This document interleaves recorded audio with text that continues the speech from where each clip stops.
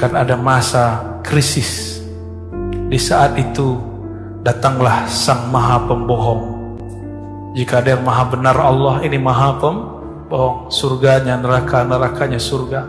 Cahayanya kegelapan, kegelapannya cahaya. Dia menawarkan cahaya palsu. Gimana cara jawabnya? Maka kita harus punya nur yang ini. Nur apakah ini? Nur ma'rifatullah.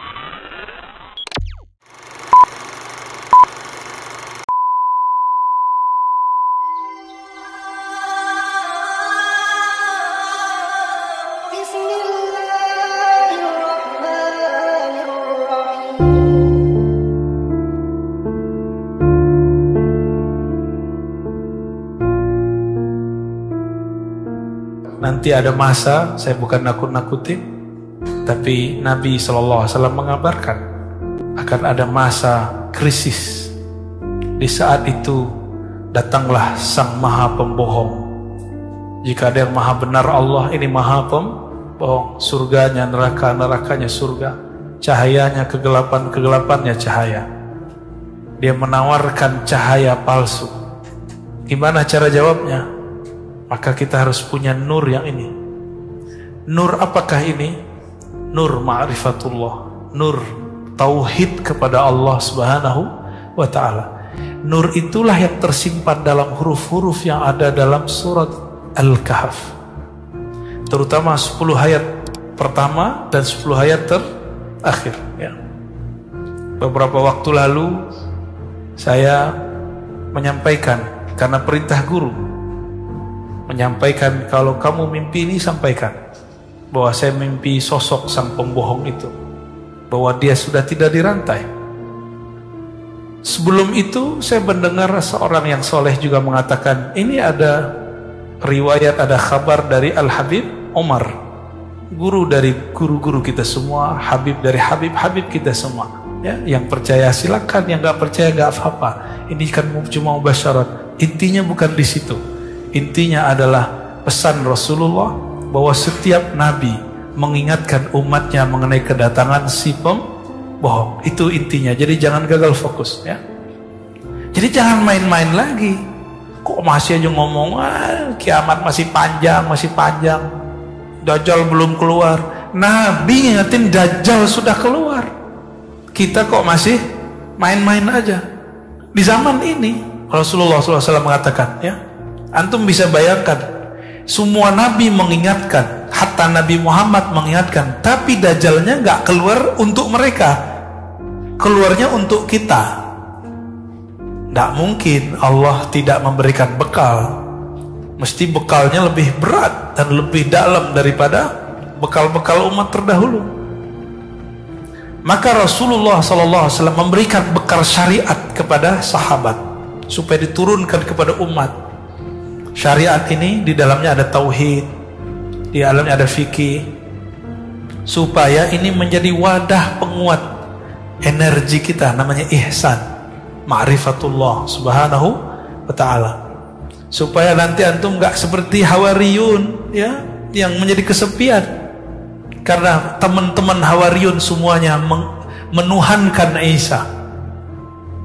Jadi mereka gak kuat tauhidnya, yang dilihat Nabi Isa. Maka mereka menyembah Nabi Isa. Diangkatlah Nabi Isa jadi Tuhan. Setelah 300 tahun dia wafat, tahun 324. Itu terjadi. Jadi mereka menyembah Allah, tapi yang tampak pada perbuatan Nabi Isa. Itu kalau bahasa lembutnya Pak.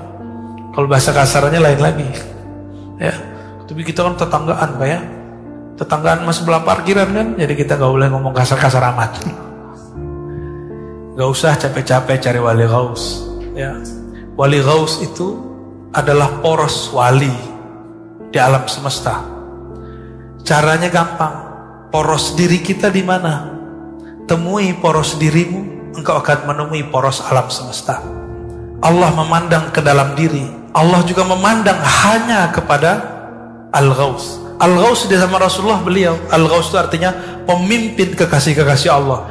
Di zaman Rasulullah hidup, beliaulah Al-Ghausnya. Ketika beliau wafat, diteruskan oleh sahabatnya Abu Bakar, Umar, Utsman, Ali. terlalu zuriat Rasulullah SAW. Ada yang zuriat ruhani, ada yang zuriat secara nasabi. Nasabnya zuriat Nabi. Ada yang enggak. Dia bukan zuriat Nabi, tapi rohaninya selalu memandang Allah. Al-Ghaus itu kolbunya detik per detik memandang dengan Allah. Dan itu bukan saya. Ya.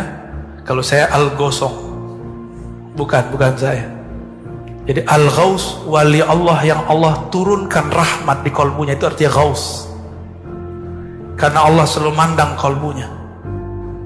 Selama orang ini hidup di dunia, dunia masih ada.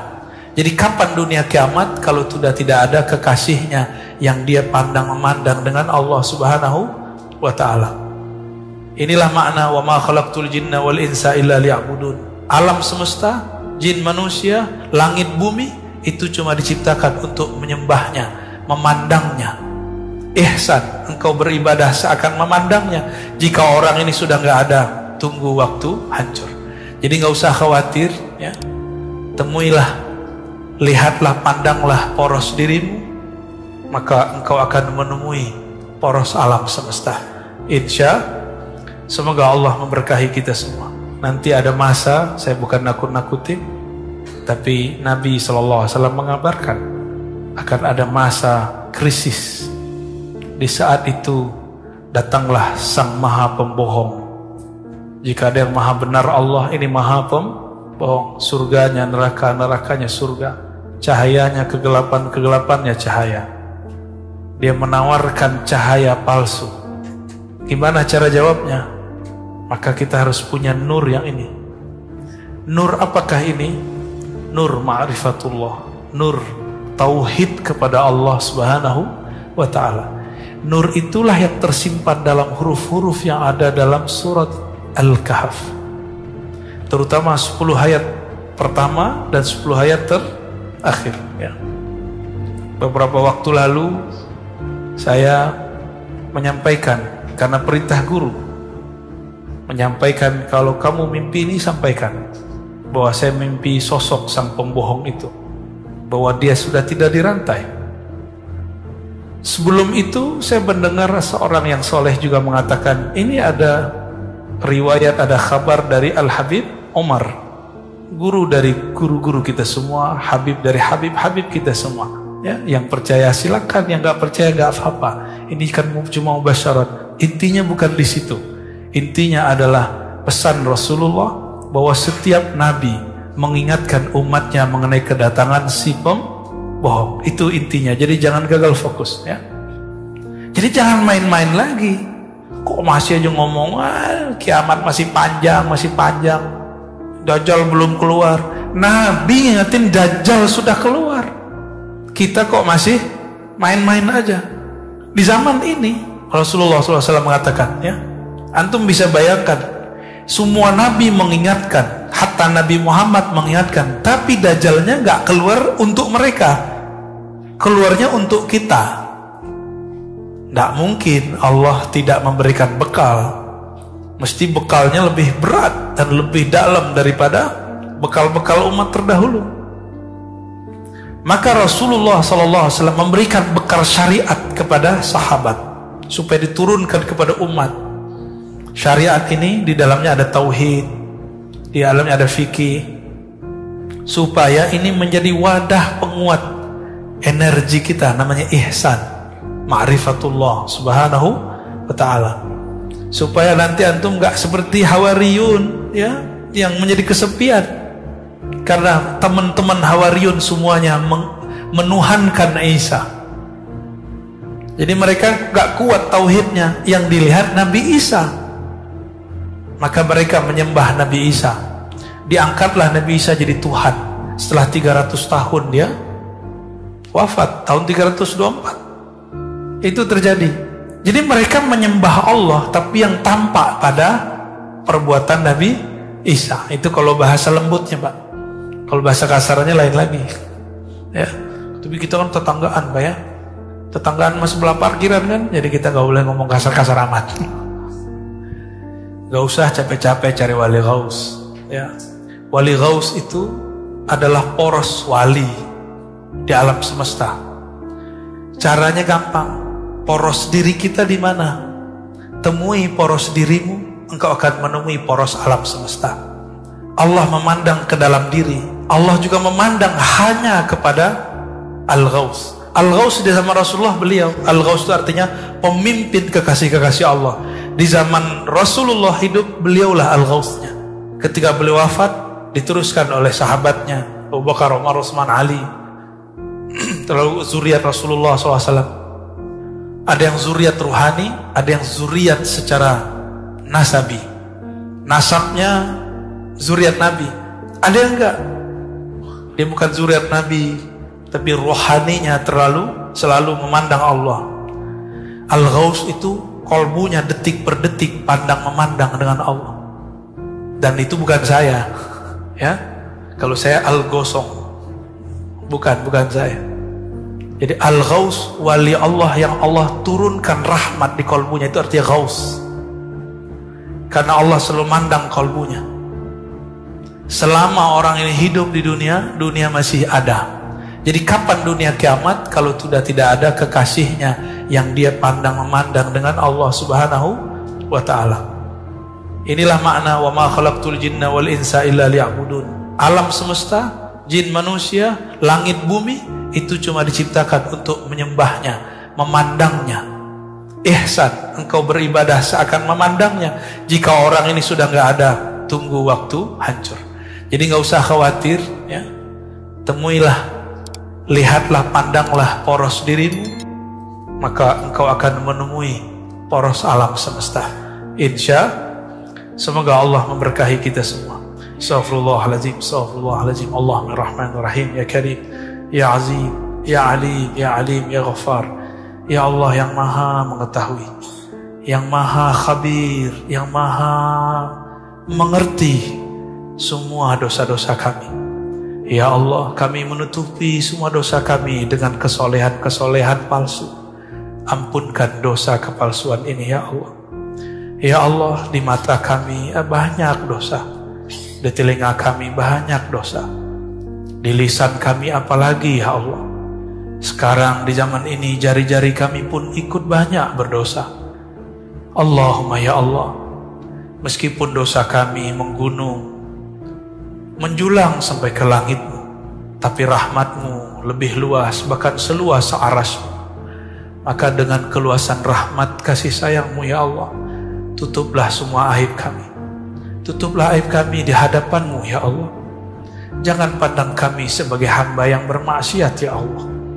Allahumma ja'al sayyiatina sayyiat man ahbabta.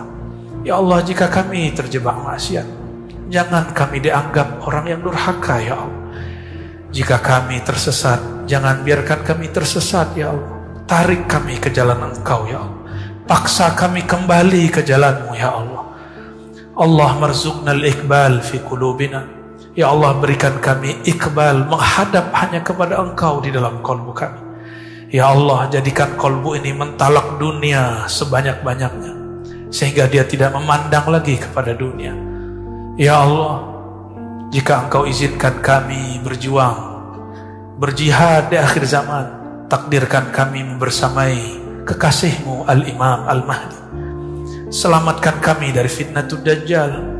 Selamatkan kami dari sosok yang berbohong atas nama-Mu, yang berbohong atas nama Nabi-Mu, yang datang membawa siksaan kepada kami. Ya Allah, jangan sampai kesengsaraan yang dia datangkan itu membuat kami lupa kepada Engkau. Allahumma ya Allah, ya Rahman, ya Rahim, ya Azim. Nabi-Mu mengabarkan kami masuk surga bukan karena amal kami, tapi karena kasih sayang Engkau kepada kami. Maka dengan kasih sayang-Mu itu ya Allah, siapapun yang hadir pagi ini ya Allah, pandanglah kami dengan kasih sayang. Pandanglah kami dengan pandangan ridha-Mu. Izinkan kami mencium bau surga-Mu.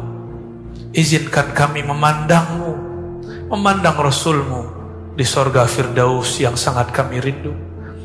Ajirna minan nar ya Allah. Ajirna minan nar ya Allah. Ajirna minan nar ya Allah. Bebaskan kami ini ya Allah dari siksa, dari kemurkaan-Mu, dari neraka.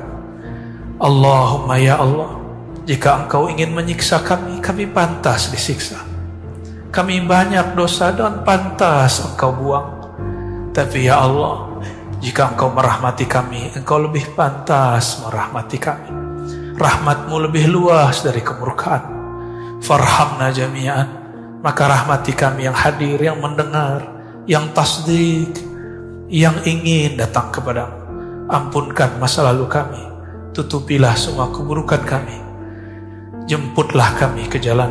Rabbana atina fid dunya hasanah wa fil akhirati hasanah wa qina adzabannar wa khtim lana bi husnil khatimah ya Allah biha ya Allah biha ya Allah bi husnil khatimah. Wa sallallahu ala sayyidina Muhammad walhamdulillahi rabbil alamin. Subhanakallahumma wa bihamdika asyhadu an la ilaha illa anta astaghfiruka wa atubu ilaik. Assalamualaikum warahmatullahi wabarakatuh.